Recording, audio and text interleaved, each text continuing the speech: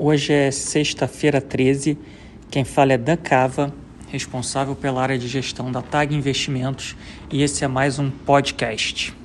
Semana foi bastante agitada, principalmente do ponto de vista local, tá? Então vou começar aqui falando um pouco dos desenvolvimentos locais, né? Fazer uma breve revisão de cenário. Falar um pouco dos ruídos que estão afetando a dinâmica de preço dos ativos locais. Foi uma semana com um viés bem mais negativo para os ativos de Brasil, e aí eu continuo aqui a nossa conversa e termino falando de cenário internacional, falando um pouco aí de Banco Central americano, inflação americana, e encerro falando de China, tá? Acho que Brasil, não temos grandes novidades do ponto de vista de crescimento. Tá? Os indicadores de alta frequência mostram alguma acomodação do crescimento, mas em um patamar ainda que a gente pode considerar saudável. O resultado corporativo das empresas na média tem sido bons, mas a gente viu ainda alguns sinais, não vou dizer que ruins ou preocupantes, mas a gente ainda não teve uma recuperação desses setores da economia quando a gente olha o resultado de shoppings e de varejistas, que foi no mesmo ímpeto que os indicadores macroeconômicos mostram, tá? Isso afetou um pouco aí a dinâmica de alguns setores da Bolsa. Mas do ponto de vista econômico, a gente teve a divulgação das vendas no varejo, ela foi um pouco mais fraca do que as expectativas, tá?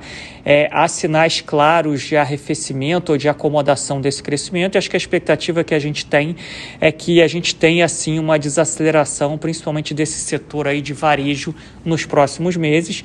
Primeiro porque você perde o ímpeto daquele pós-pandemia, né, daquela recuperação em V depois da segunda reabertura, depois da segunda onda.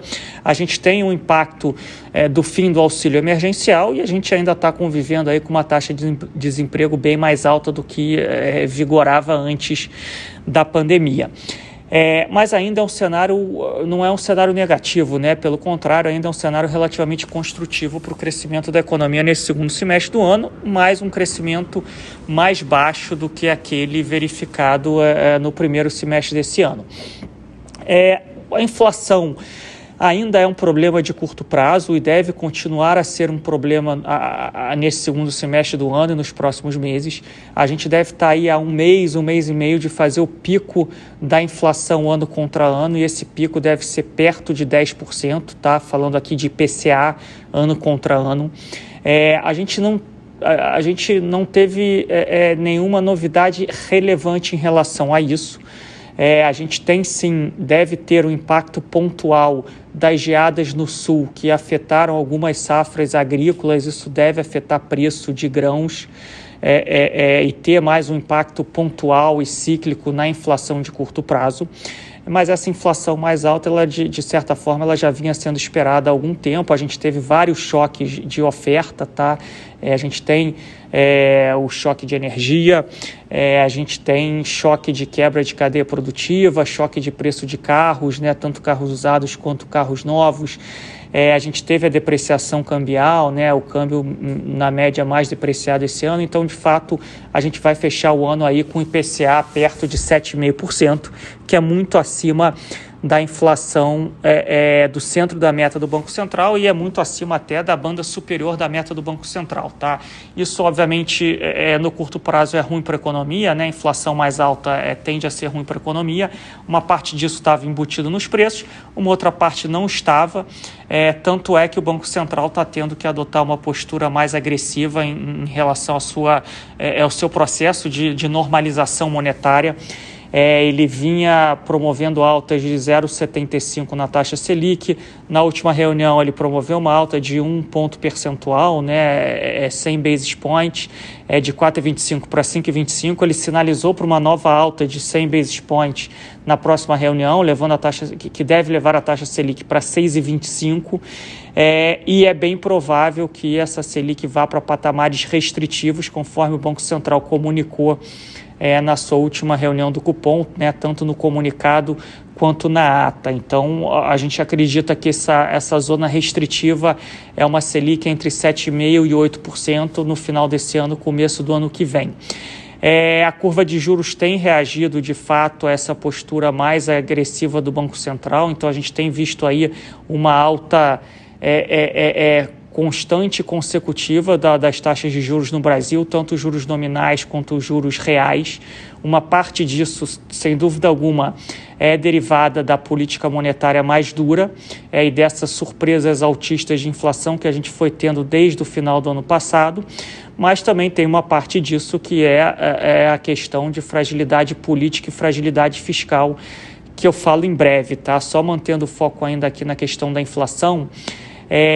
Qualitativamente, a inflação continua dando sinais preocupantes, a despeito de quantitativamente a gente deve estar chegando perto do ponto de inflexão, ou seja, o ponto onde a inflação vai começar a arrefecer, mas vai fechar o ano bem acima do centro da meta. Então, a gente está vendo uma pressão maior na inflação de serviços e isso é mais preocupante. Acho que até por isso que o Banco Central tem adotado uma postura mais dura, né? Ele até falou que ele vai atuar de maneira tempestiva para evitar efeitos secundários da inflação na economia, e ele usou exatamente esse termo, né, para ganhar credibilidade perante ao mercado. Inflação de serviços mais alta, os núcleos estão mais altos, a inflação está mais espalhada, né, os índices de difusão eles estão mais altos. Então, isso é um problema de curto prazo e a gente tem que tomar um cuidado para ver se esse espalhamento da inflação ele não vai ser muito mais persistente do que o se imagina hoje em dia. Tá? Então, a gente hoje tem uma inflação que deve fechar o ano em 7,5%, mas o mercado espera uma inflação perto da meta do Banco Central no ano que vem, que seria uma inflação de 3,5%. Acho que o risco hoje, de fato, é o Banco Central não conseguir conter essa escalada das expectativas de inflação, não conseguir conter essa escalada de preço de serviços e a gente ter uma contaminação da inflação desse ano para o ano que vem.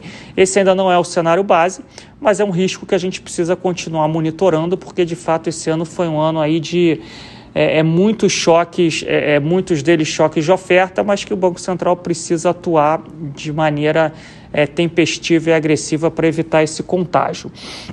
Falando aqui, acho que talvez do ponto mais sensível para o mercado ao longo dessa semana, acho que o que fez o dólar chegou a bater quase 5,30 hoje, nessa sexta-feira, 5,27, chegou a bater ali de manhã, taxa de juros bem estressadas, né? A gente pega ali um juros pré-fixado janeiro 23 operando acima de 8,30, 8,40, a curva longa voltando para 2 dígitos, né? O janeiro 31 já acima de 10%, pelo menos hoje de manhã estava acima de 10%, de novo nos 2 dígitos, e as próprias NTNB aí 2050 chegou a operar ali no 4,75, 4,80 nesses últimos dias, que deve ser um patamar de taxa mais alto aí de alguns meses, tá? Acho que, obviamente que para a parte curta a política monetária e a inflação corrente importam bastante, mas para a parte longa tem toda uma questão aí política que afeta o fiscal, tá? Acho que do ponto de vista político, a gente continua tendo muito ruído envolvendo teto de gastos, gastos correntes que podem se tornar gastos de longo prazo, né? Para o mercado, no estágio atual, não é nada confortável a gente ver esses balões de ensaio que são jogados na mídia de você criar novos programas sociais ou criar novos gastos que sejam feitos fora do teto de gastos públicos, tá? Só para lembrar, acho que pela primeira vez desde que o teto do gastos foi aprovado, a gente está vendo ele funcionar, tá? Então, só dando um passo atrás, a gente virou o ano com a expectativa que a dívida PIB no Brasil fosse bater acima de 100% no final desse ano, começo do ano que vem. O que aconteceu? A recuperação da economia foi muito mais rápida do que o esperado anteriormente. Então, você tem uma economia que se recupera mais rápido, a economia cresce mais, as empresas geram mais lucro, se elas geram mais lucro, elas têm que pagar mais imposto. Além disso, você teve uma inflação muito mais alta. Se você tem uma inflação muito mais alta, nominalmente a sua receita sobe bastante. Então, se você tem mais receita e você tem a inflação ainda jogando ao seu favor no lado das receitas, a sua dívida PIB acaba caindo, né? O seu denominador ele sobe sem que você mexa no seu numerador. Por que você não mexe no seu numerador? porque basicamente você tem um limite de gastos que você pode fazer. E você não pode gastar mais do que aquilo que o teto de gastos permite. Então, a gente saiu de uma situação que a gente ia ter perto de 100% de dívida PIB para uma situação que a gente deve fechar o ano em torno de 80%, 82% de dívida PIB. Por quê? Porque você está tendo mais receita e você não está podendo gastar mais, né? Então, você abre aí espaço de alguma forma no orçamento. Aí o que está acontecendo é que a gente está entrando num período eleitoral, né? A gente vai virar o ano e a campanha eleitoral vai entrar com todo o vigor possível. E, obviamente, quando você entra em período de campanha eleitoral, a classe política ela precisa mostrar serviço e vai querer mostrar obra, vai querer mostrar serviço e trabalho na sua região, na sua cidade, no seu estado.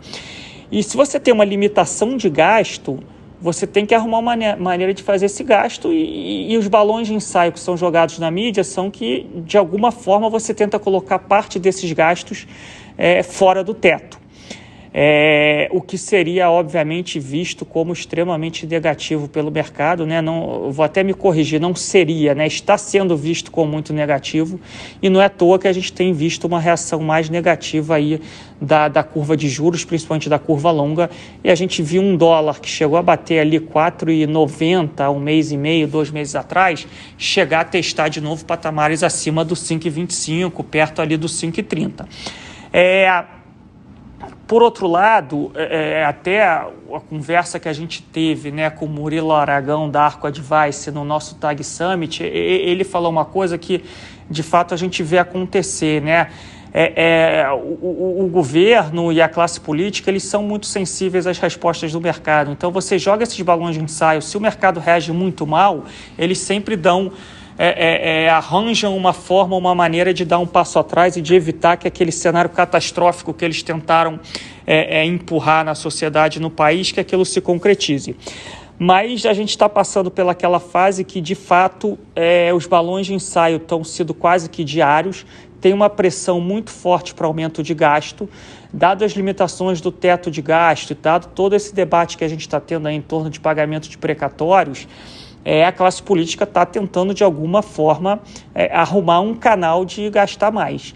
E hoje, com a estrutura que o país tem e com o teto de gastos ainda em vigor, você só consegue isso ou se você cortar despesa de outro lugar e não parece haver mais despesas para serem cortadas. Grande parte das despesas que a gente tem ali são despesas obrigatórias.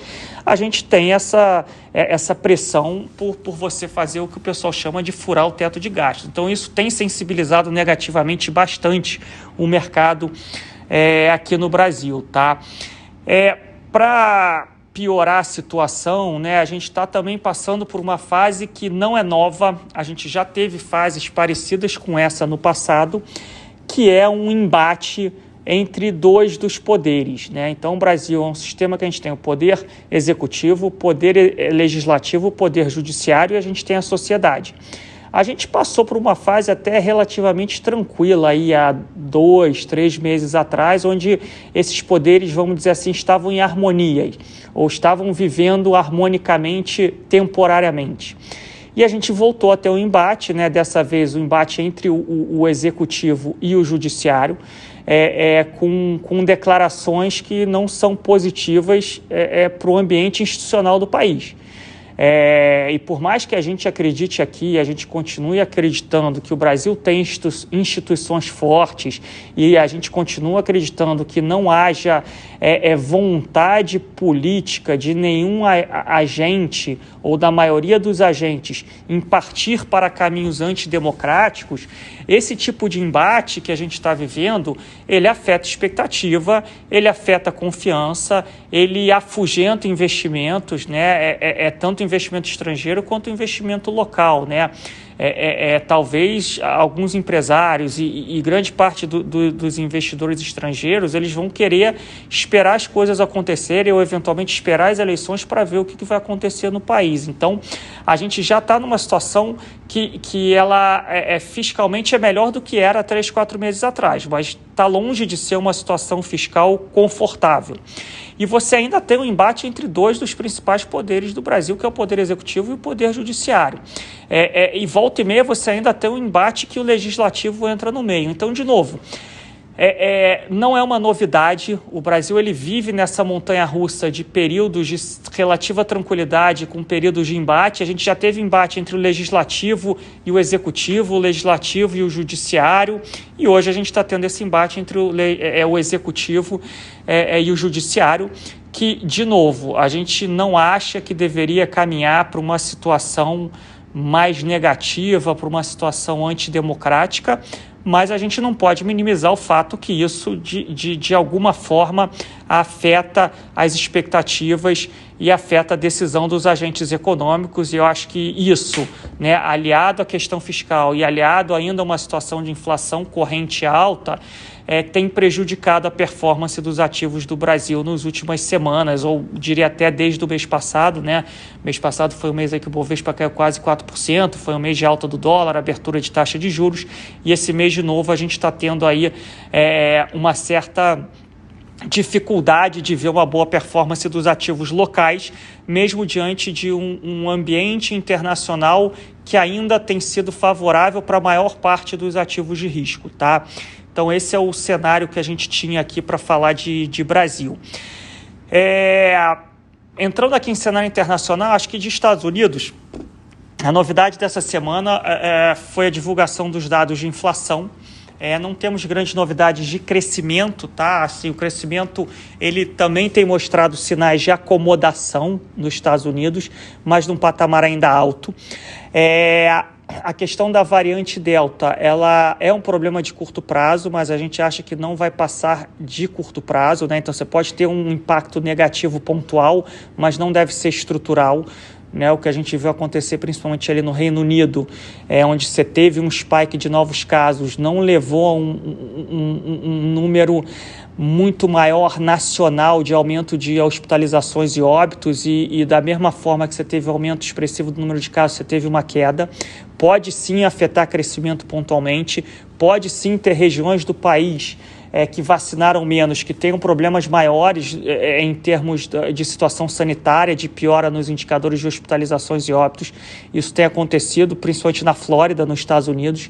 É um estado que não vacinou tanto quanto outras regiões do país, e a gente está vendo aí número de casos explosivos e um aumento expressivo de hospitalizações. Mas isso não deveria afetar o cenário estrutural para a economia americana.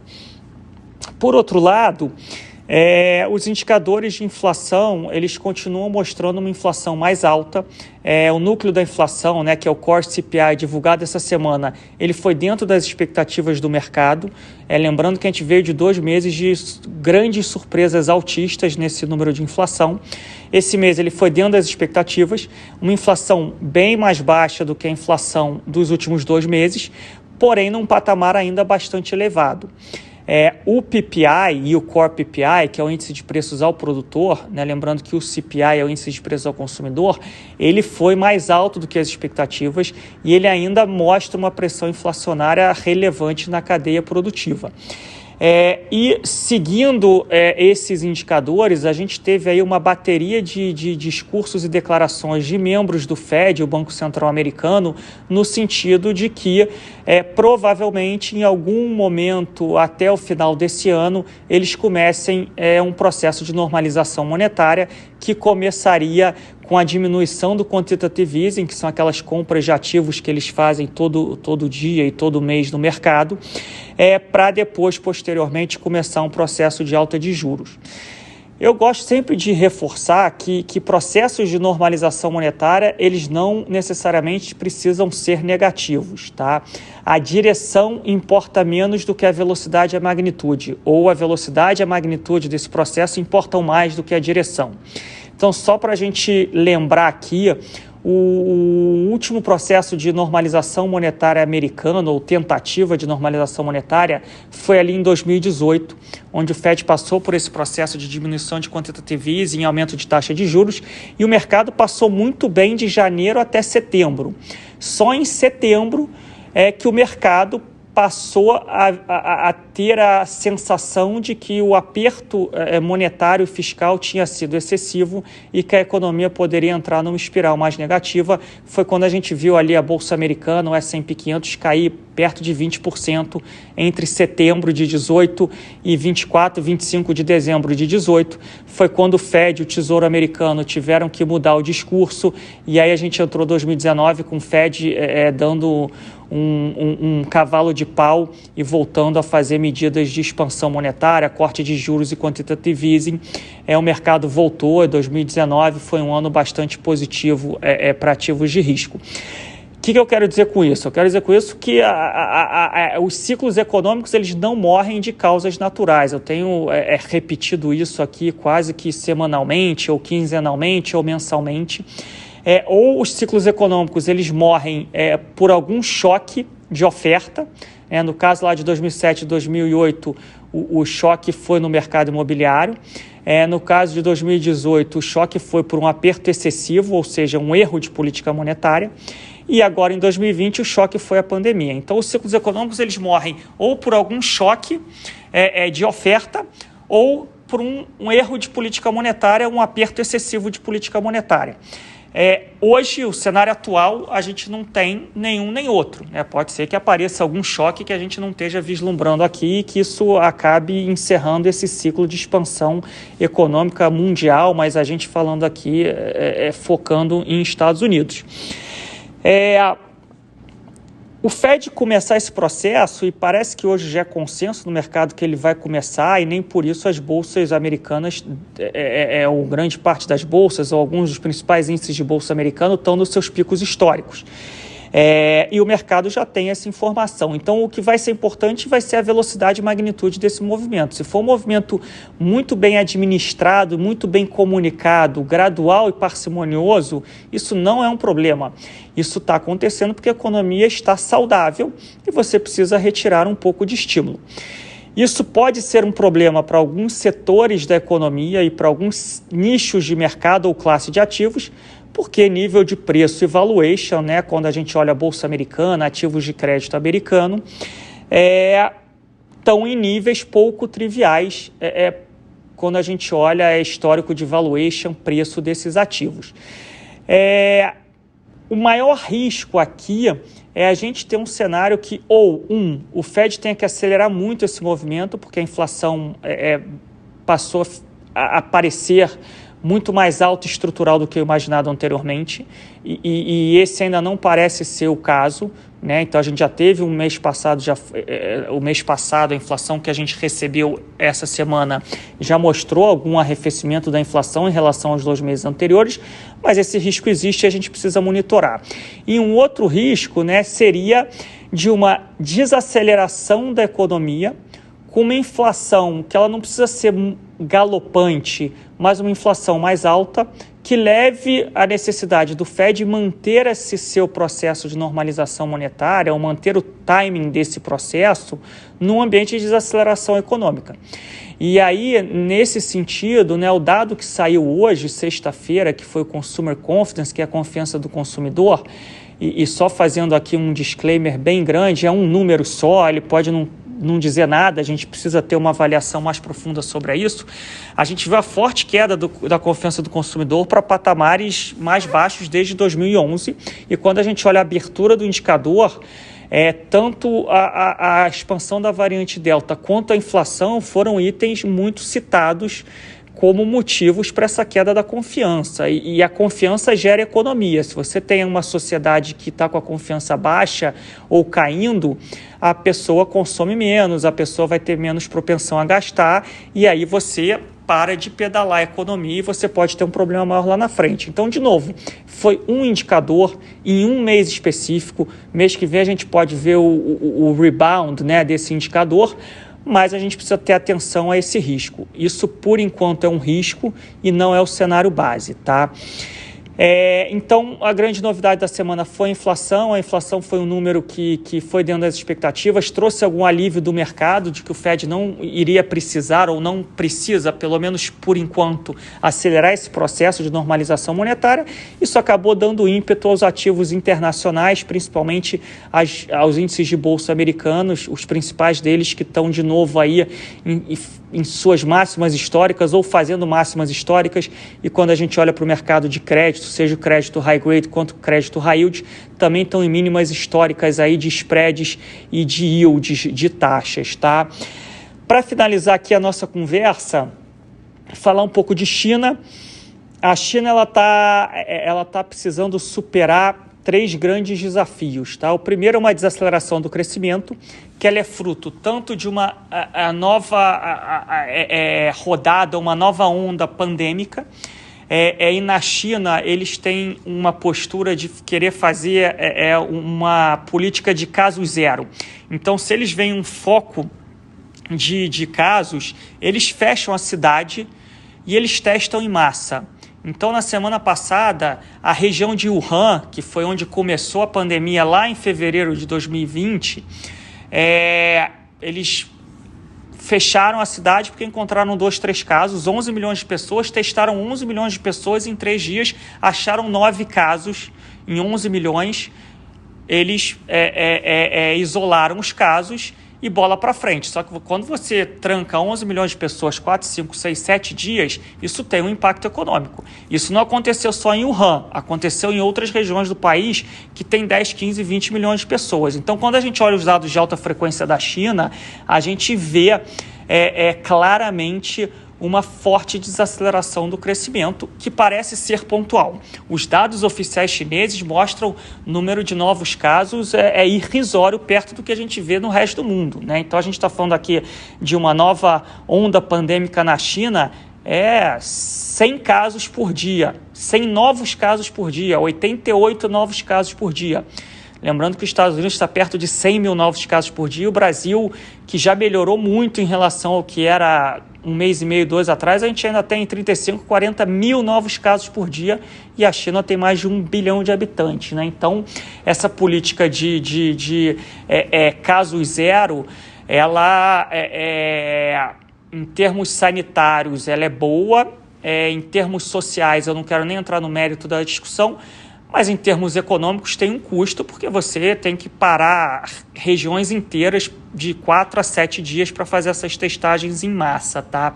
Eu não sei quanto isso é viável a longuíssimo prazo, mas o que importa para a gente aqui é que a gente vai ter novos choques que vão afetar o crescimento da China de curto prazo. Mas, além disso, a China já vinha lidando com uma desaceleração do crescimento mesmo antes dessas novas ondas. Lembrando, a China foi o primeiro país onde a pandemia chegou, foi o primeiro país que oficialmente conseguiu controlar a pandemia, consequentemente foi o primeiro país a se recuperar da pandemia. Não só a economia, quanto os mercados chineses. Então, na virada do ano passado, eles já começaram medidas de restrição monetária ou de normalização monetária para evitar o superaquecimento econômico. Essas medidas fizeram efeito, então quando a gente chegou ali em maio, junho, já era claro que a economia chinesa estava desacelerando e eles já tinham começado até um processo aí que eu gosto de dizer que eles abrem a torneirinha do crédito, do monetário, do fiscal para dar sustentação ao crescimento, e agora eles estão tendo que lidar com essa situação da pandemia. Então, a gente precisa ter um foco aí em como vai ser o crescimento chinês daqui para frente, e a gente já está vendo o impacto disso nos mercados, principalmente queda de preço de commodities metálicas, né? Se a gente pegar aí cobre, minério, já tiveram, em alguns casos, quedas expressivas em relação aos picos recentes, mas ainda estão em patamares relativamente altos historicamente, tá? Segundo ponto, talvez a maior, uma das maiores empresas do setor de real estate, né, do setor imobiliário da China, está entrando num processo de insolvência. A dívida dessa empresa negociadas no mercado internacional já estão operando ali a 40%, 50% do valor de face. É uma empresa que tem 100 bilhões de dólares em dívida, isso só dentro do balanço. Estima-se que fora do balanço ela tenha muito mais, porque ela deve fornecedor, tem algumas coisas off-balance sheet que não estão contabilizados. A ação da empresa já caiu, 70%, 80%, e tudo indica que eles vão passar por um processo de insolvência e reestruturação. Por enquanto, não teve contágio para o resto da economia, no sentido de que os bonds de outras empresas de real estate não estão sofrendo e não estão sofrendo a mesma magnitude, e outros setores da economia não estão mostrando um movimento parecido. Agora, é um setor socialmente e economicamente muito importante não só para o país, mas para várias regiões da China. Lembrando que muitas municipalidades chinesas, elas vivem de imposto de venda de terras. Então, se você tem um problema no mercado imobiliário, você pode ter um problema social. Então, a gente precisa ver como é que esse negócio vai se desenvolver aí ao longo dos próximos semanas, tá? Mas, por enquanto, não tem contágio. E, por fim, a gente tem uma mão mais pesada do policymaker chinês, do regulador chinês, na regulação ou regulamentação de alguns setores específicos da China.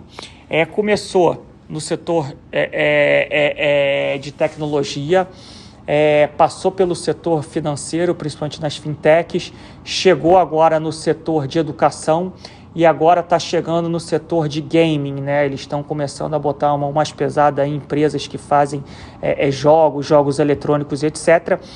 Isso levou a uma forte queda da Bolsa da China, tá? Então, o MSCI China chegou a cair perto de 30% dos picos recentes. Várias ações de grandes e importantes empresas de tecnologia chinesa caindo entre 50% e 70%. E a gente ainda está num período turbulento. A gente acha que as empresas vão ser capazes de se adaptar a médio e longo prazo, mas a gente acha que o curto prazo ainda é um curto prazo de maior nebulosidade para o cenário chinês, tá? Então, quando a gente olha para preço de ativos chineses, principalmente bolsa, a gente acha que tem uma oportunidade sendo criada. A gente não acredita que a volatilidade vai acabar no curto prazo, a gente não acha que a gente vai adivinhar qual o ponto de inflexão, né? Qual é o bottom desse movimento. Então, assim, podemos ter quedas adicionais dos mercados na China, mas olhando a longo prazo, a gente acha que é um mercado consumidor de mais de 1 bilhão de pessoas. Muitas dessas empresas que a gente está falando aqui, elas podem abocanhar uma parte do mercado internacional. São empresas como Alibaba, Tencent, Baidu, são empresas que estão na vanguarda da tecnologia mundial, assim como o Google, Amazon, Facebook, etc.